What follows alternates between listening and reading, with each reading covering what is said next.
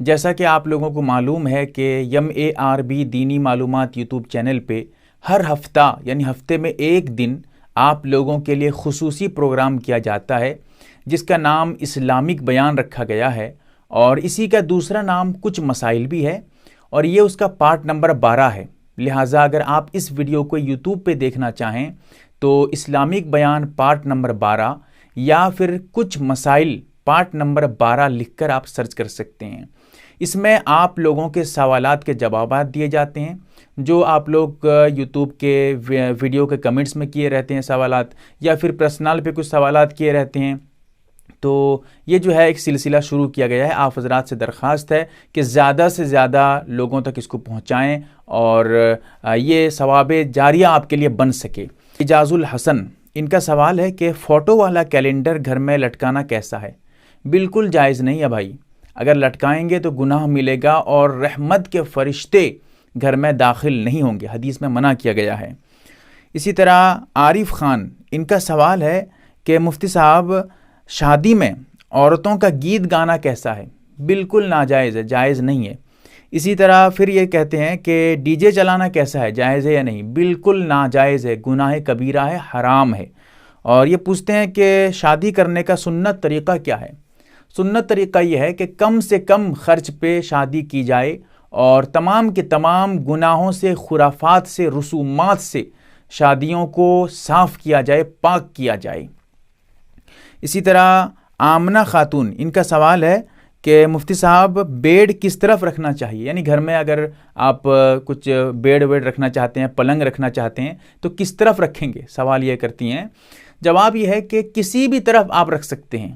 اسلام میں ایسا کچھ نہیں ہے کہ اگر آپ کا بیڈ اس طرف ہو جائے تو مصیبت ہوتی ہے، اس طرف ہو جائے تو گھر میں جو ہے پریشانیاں بڑھ جاتی ہیں وغیرہ وغیرہ، ایسا کچھ نہیں ہے۔ یہ غیر مسلموں میں ہے اور یہ منمانی ہے، ایک انسان کا سوچ ہے، لوگ سمجھ کے بیٹھے ہیں اگر یہاں ایسا کرو گے تو ایسا ہو جائے گا، غسل خانہ ادھر کرنا چاہیے ورنہ گھر میں مصیبت آ جاتی ہے وغیرہ وغیرہ۔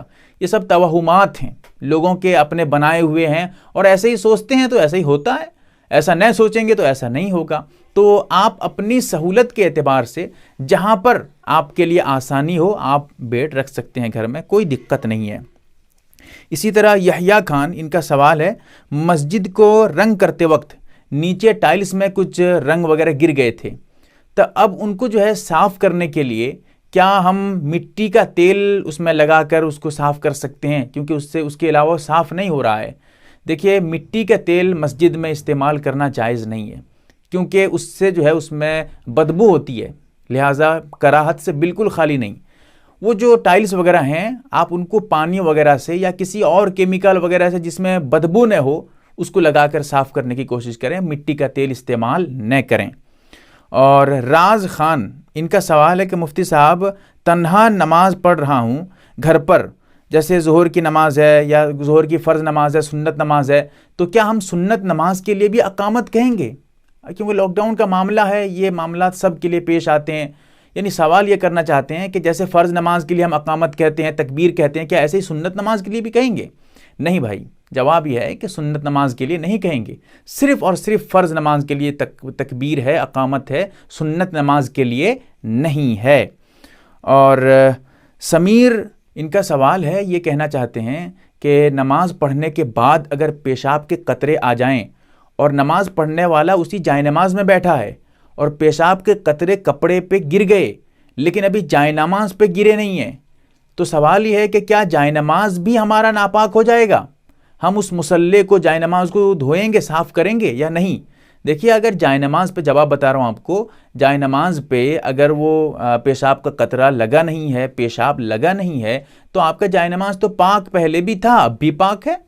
جب تک نہیں لگے، ناپاکی کسی چیز پہ نہ لگے، تب تک وہ چیز ناپاک نہیں ہوتی ہے۔ اور اسی طرح سوال کرتے ہیں سمینہ احمد، کیا دیور سے پردہ کرنا ضروری ہے؟ بالکل ضروری ہے، اور حدیث میں اس کے بارے میں بھی سخت الفاظ استعمال کیے گئے ہیں، بہرحال تفصیل پہ نہیں جاؤں گا، لیکن پردہ کرنا ہے۔ ہاں ایک بات اور ہے کہ جہاں پر عام طور پہ سب مل کر رہتے ہیں، جوائنٹ فیملی جس کو کہتے ہیں، سب لوگ مل کر رہے ہیں، تمام بھائی مل کر کھاتے ہیں، پیتے ہیں، سب کرتے ہیں، وہاں پر دیور وغیرہ سے پردہ کرنے میں بہت دقت ہو جاتی ہے، تو وہاں پر بھی پردہ کریں گے، ایسے کھلے عام نہیں رہیں گے، لیکن عام طور پہ جتنی سختی پردے پہ ہے وہاں پر اتنی سختی نہیں ہے. لیکن ہاں ایسا بھی نہیں ہے کہ وہاں پر کھلے عام ایسا سمجھ کے جیسے پردہ ہی نہیں ہے، بھائی بہن جو ہے بھائی کی طرح یا شوہر کی طرح رہنے لگیں گے، ایسا نہیں ہے.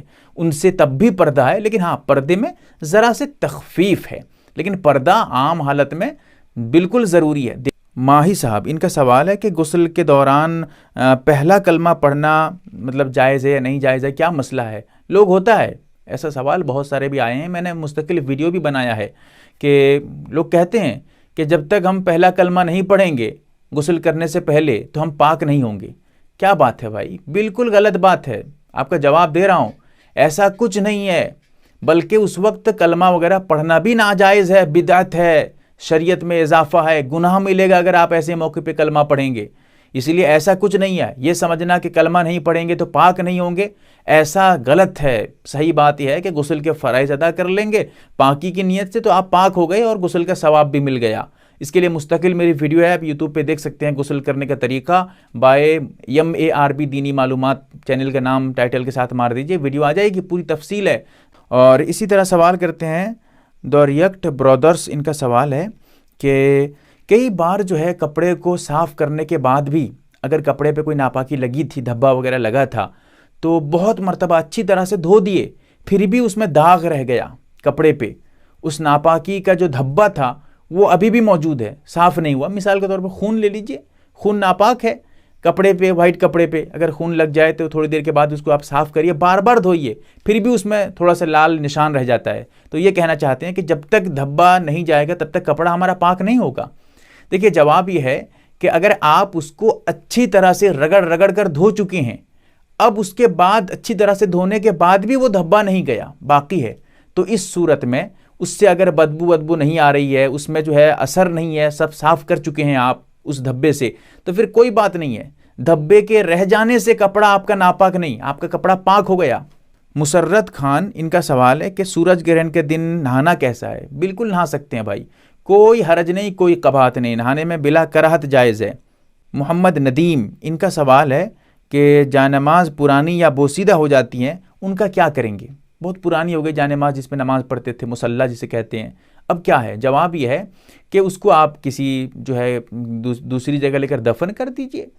اس کا ایسا حکم نہیں ہے جیسے قرآن کا حکم ہے، لیکن اس کو اچھی طرح سے پاک صاف جگہ پہ دفن کریں گے، ایسا کریں گے ویسے کریں گے، ایسا کچھ نہیں ہے.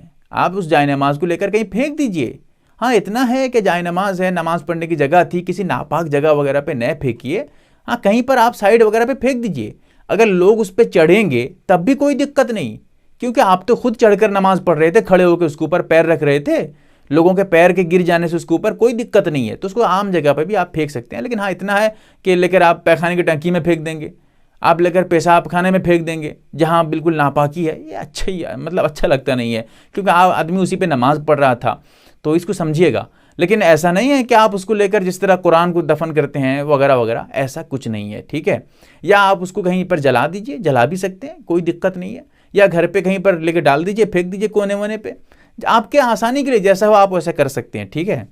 شاہین رستم ان کا سوال ہے کہ میں میڈیکل کی اسٹوڈنٹ ہوں، مجھے اچانک پتہ نہیں کیا ہو گیا ہے کہ کہہ رہے ہیں کہ مجھے پڑھائی میں اب دل نہیں لگ رہا ہے، میں پڑھ نہیں پا رہی ہوں، اب کیا کروں گی؟ کچھ اس کے لیے طریقہ بتائیے، کوئی علاج بتائیے.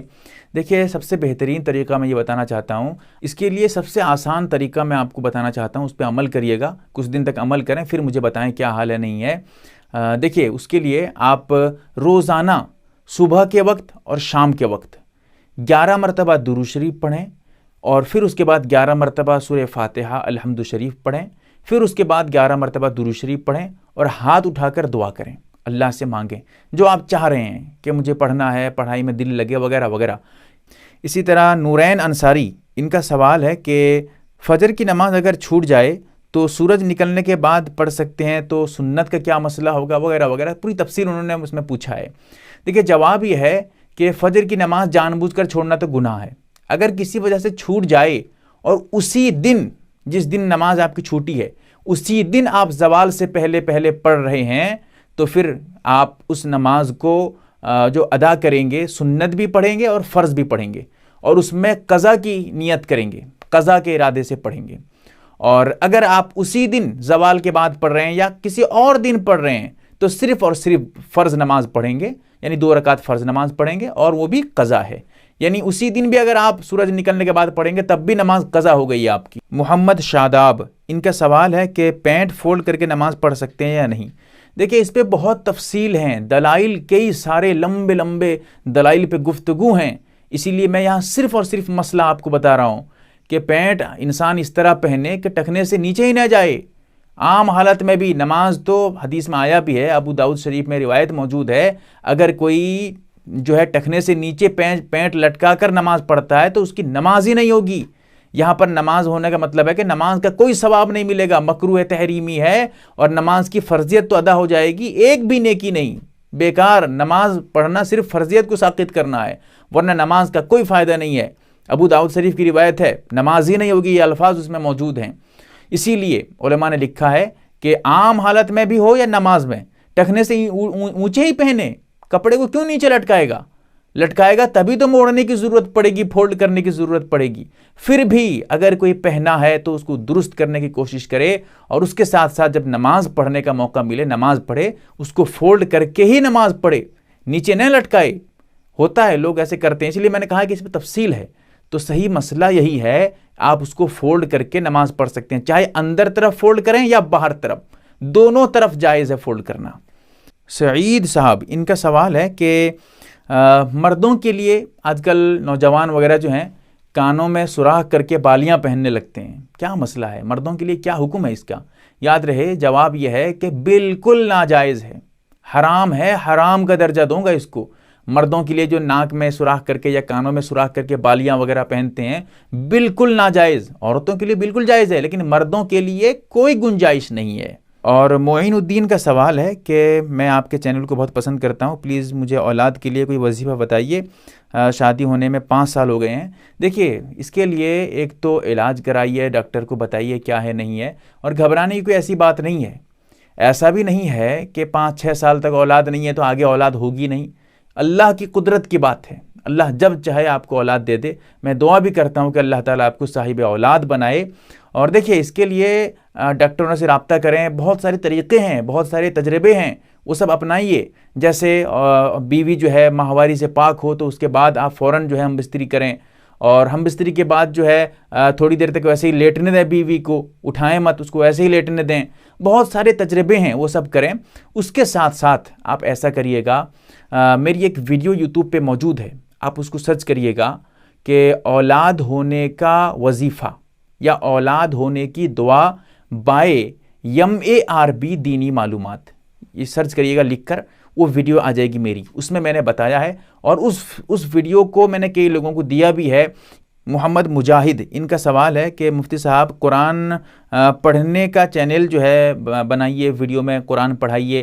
دیکھیے میں اس کے بارے میں کوشش تو کروں گا آگے چل کر انشاءاللہ، وقت کی بہت قلت ہے، پھر بھی میں ایک آپ کو مشورہ دینا چاہتا ہوں۔ ایک چینل ہے مفتی امیر معاویہ صاحب دامت برکاتہم العالیہ کا ہے، انہوں نے بہت زبردست سلسلہ شروع کیا ہے، مفتی AM قاسمی، اس نام کو آپ سرچ کریے گا یوٹیوب پہ تو چینل آ جائے گا۔ اس میں وہ باقاعدہ قرآن کو شروع سے نورانی قاعدہ وغیرہ سے بالکل شروع سے پارٹ بائی پارٹ پڑھاتے بہت سارے پارٹ ہو چکے ہیں اس میں، تو آپ اس کو شروع سے دیکھیے گا اور اس کے بعد اس میں سیکھتے رہیے گا۔ صالحہ، ان کا سوال ہے کہ پریگننسی میں مہندی لگا سکتے ہیں یا نہیں؟ یعنی کچھ لوگوں کا کہنا ہے جو حاملہ عورتیں ہیں جن کے پیٹ میں بچہ ہے وہ مہندی نہ لگائیں، اس میں ایک قسم کی بو ہے، اس سے نقصان ہوتا ہے وغیرہ وغیرہ۔ دیکھیے یہ تو ڈاکٹر بتائیں گے نقصان ہوتا ہے یا نہیں، لیکن ہاں کوئی ماہر ڈاکٹر آج تک یہ بتایا ہو کہ اس سے نقصان ہے، میرے علم میں نہیں ہے۔ اتنی ساری کتابیں اور جو سائنسی کتابیں وہ سب پڑھنے کے بعد بھی، کیونکہ میں خود جو ہے 10 کلاس تک پڑھا ہوا ہوں، اس کے باوجود بھی ادھر ادھر کی چیزیں پڑھتا رہتا ہوں، پھر بھی کہیں پر بھی کسی مطلب معتبر ڈاکٹر، ایسے تو کوئی ڈاکٹر کے نام سے کئی سارے گھوم رہے ہیں، کچھ بھی اٹھا کے بک دو، ایسا نہیں ہے۔ جو معتبر ڈاکٹر ہے وہ ایسا بتایا، وہ ایسے میرے علم میں نہیں ہے۔ پھر بھی اگر ڈاکٹر بتاتا ہے وہ خارجی چیز ہے، خارجی رکاوٹ ہے، یعنی نہیں لگائیں گے تو ایک علاج کے طور پہ نہیں لگائیں گے، اچھی ٹھیک ہے، وہ ایک الگ بات ہے، لیکن شریعت کے اعتبار سے سمجھنا کہ حاملہ عورت کے لیے مہندی لگانا جائز نہیں ہے، مہندی لگانا مکروہ ہے، مہندی لگانا منع ہے پریگننسی میں، اسلام ایسا کہتا ہے، ایسا کچھ نہیں ہے، ٹھیک ہے۔ ذرا باریکی کو سمجھیے گا، نہ سمجھ پائیں تو پھر سے سنیں اسے، تاکہ آپ صحیح پوائنٹ کو پکڑ سکیں اور صحیح چیز سمجھ سکیں آپ۔ محمد شہباز، ان کا سوال ہے کہ غسل کرنے کے بعد یعنی نہانے کے بعد نماز کے لیے وضو کرنا پڑے گا یا نہیں پڑے گا؟ دیکھیں اس کے لیے میری مستقل ویڈیو ہے، آپ دیکھتے نہیں ہیں تو میں کیا کروں گا، لیکن میں کئی سارے مسائل بیان کر چکا ہوں۔ آپ اگر ویڈیوز کو دیکھ لیتے شروع سے تو پھر یہ سب سوالات کرنے کی ضرورت نہیں پڑتی۔ جواب یہ ہے کہ اگر آپ غسل کے فرائض ادا کر چکے ہیں، کلی کرنا، ناک میں پانی ڈالنا اور پورے جسم پہ پانی اس طور پہ بہانا کہ ایک بال برابر بھی کہیں پر کوئی جگہ سوکھی نہ رہے، تو پھر اس کے ساتھ ساتھ وضو کے بھی فرائض ادا ہو گئے۔ تو اس صورت میں آپ کا وضو بھی ہو گیا، اب وضو کرنے کی ضرورت نہیں۔ بس آپ کا جب وضو ہو گیا، غسل آپ مکمل کیے ہیں، سر سے نہائے ہیں، ٹھیک ہے، مکمل غسل کر لیے ہیں، تو اب جب وضو ہو گیا تو اب وضو کرنے کی ضرورت نہیں، اب آپ جا کر نماز ڈائریکٹ پڑھ سکتے ہیں۔ ہاں البتہ اگر آپ کا وضو ٹوٹ گیا، استنجا کر لیا، ری خارج ہو گئی یا کچھ اور وجہ سے وضو ٹوٹ گیا، تو پھر سے آپ وضو کر کے نماز پڑھیے۔ تو یہ ایک سمجھنے کی والی بات ہے، اس کو سمجھیے گا، بہت باریکی ہے اس میں۔ عبد القادر صاحب، ان کا سوال ہے کہ جمعہ میں ممبر کے پاس خطبے سے پہلے جس طرح اذان دیتے ہیں، کیا عیدین میں یعنی عید الاضحیٰ جو ہے بقرعید میں اور اسی طرح عید الفطر میں، تو ہم اسی طرح خطبے سے پہلے اذان دیں گے یا نہیں دیں گے؟ یاد رہے صحیح روایت میں، صحیح حدیث میں یہ آیا ہے کہ اللہ کے رسول صلی اللہ علیہ وسلم نے کبھی بھی عید کے دن یا بقرعید کے دن خطبے سے پہلے اذان دی ہو یا خود نماز کے لیے اذان دی ہو یا خطبے کے لیے اذان دی ہو، اقامت کہی ہو، ایسا کچھ نہیں ہے۔ لہٰذا عید کا خطبہ ہو یا عید کی نماز ہو، بغیر اذان کے، بغیر اقامت کے آپ ادا کریں گے، یہی سنت ہے اور یہی صحیح طریقہ ہے۔ میں نے اپنی وسعت کے بقدر آپ لوگوں کے سوالات صحیح جوابات ان کے دینے کی میں نے کوشش کی ہے، اور اس کو آپ زیادہ سے زیادہ لوگوں تک پہنچائیں اور چینل سے بھی زیادہ سے زیادہ لوگوں کو جوڑیں، تاکہ ثواب میں آپ بھی حقدار بن سکیں۔ آپ سے دعاؤں کی بھی درخواست ہے، اللہ تعالی ہمیں عمل کرنے کی توفیق دے، آمین یا رب العالمین۔ MARB دینی معلومات چینل کو سبسکرائب کریں اور گھنٹی والے نشان کو ضرور دبائیں تاکہ ہماری ہر نئی ویڈیو آپ تک پہنچتی رہے۔ ویڈیو کو لائک اور شیئر ضرور کریں اور